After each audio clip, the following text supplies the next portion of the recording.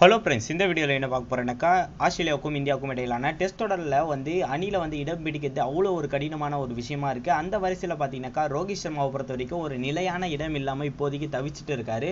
அந்த நேரத்தில் தான் இப்போதைக்கு அவருக்கு ஓப்பனிங் இறங்கிறதுக்கான வாய்ப்புகள் அதிகரிச்சிட்டு இருக்கு. இந்த நேரத்தில் வீரேந்திர சேவாக் அவர்கள் என்ன பேசியிருக்காருனாக்கா, கடந்த போட்டி பெர்த்லேயே கண்டிப்பாக ரோஹித் சர்மா அவர்களை சேர்த்திருக்கணும், இது சேர்க்காதனால தான் இந்தியன் அணிக்கு மிகப்பெரிய ஒரு பின்னடைவை கொடுத்துச்சுன்ற மாதிரி அவர் பேசியிருந்தார்.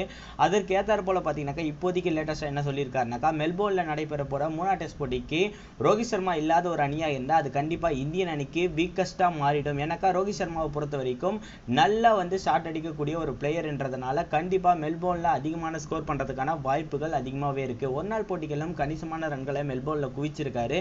கண்டிப்பா ரஹானாவும் விராட் கோலியும் சிறப்பான ரன்களை குவிப்பாங்க. மெல்போர்ன்ல ஆல்ரெடியா இதை பண்ணியிருக்காங்க, கண்டிப்பா இந்த முறையும் பண்ணுவாங்க.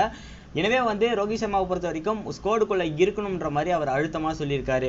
அவர் சொன்ன மாதிரி பார்த்தீங்கன்னாக்கா மெல்போர்னை பொறுத்த வரைக்கும் ஒரு சூப்பரான ஒரு சில ஆட்டத்தை விளையாடி இருக்காரு. ரோஹித் சர்மாவை பொறுத்த வரைக்கும் நல்ல ஒரு அனுபவம் இருக்க ஒரு பிளேயர்ன்றதுனால கண்டிப்பாக பேட்டிங்கில் இந்தியன் அணிக்கு கூடுதல் அட்வான்டேஜ் கிடைக்கும்.